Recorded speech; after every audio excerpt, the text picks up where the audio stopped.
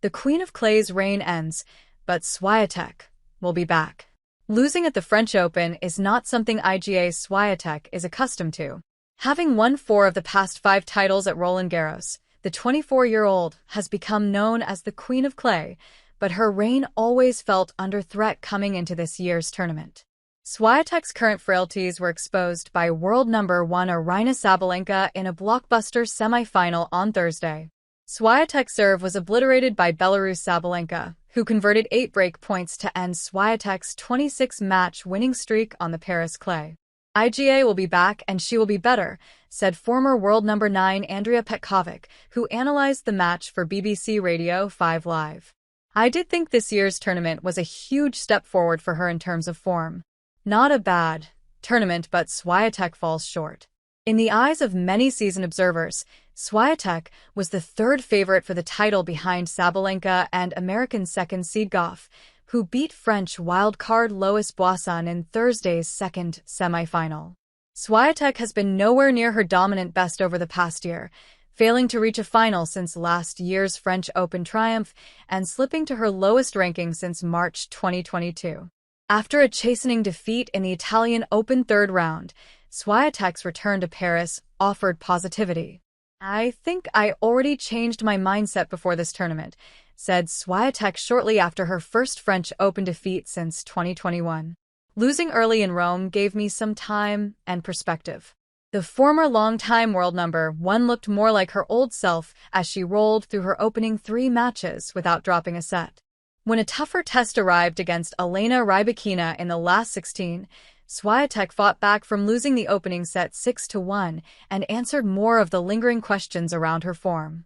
She showed similar resilience in the opening set against Sabalenka, recovering from 4-1 down to force the set back on serve.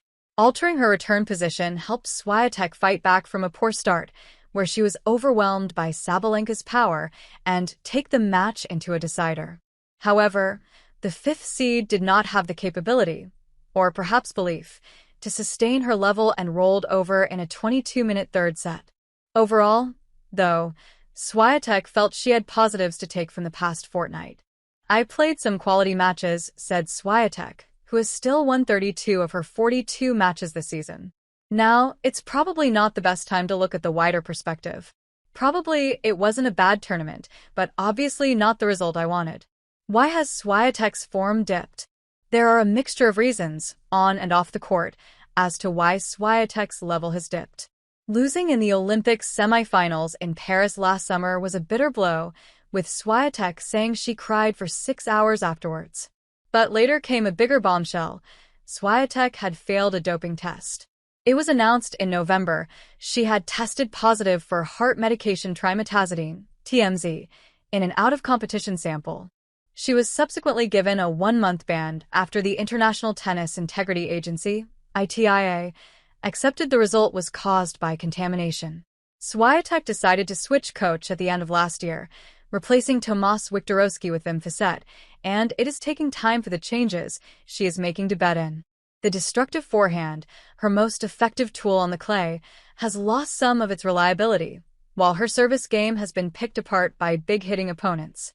Maybe she lost a little bit of a confidence, so that's why sometimes you see her missing balls that she shouldn't be missing, said Sabalenka. But overall, I think it was a really high-level match and she played really great tennis. Sabalenka's victory emphasized her position as the runaway leader on the WTA Tour, and it is hard to see Swiatek challenging her on the Wimbledon grass next month. Sabalenka's powerful game transfers well onto the faster surface, while Swiatek has never gone past the SW19 quarterfinals. We know Iga doesn't love that surface, so I'm interested to see where she goes from here, added Petkovic. I think that is going to be very fascinating to watch.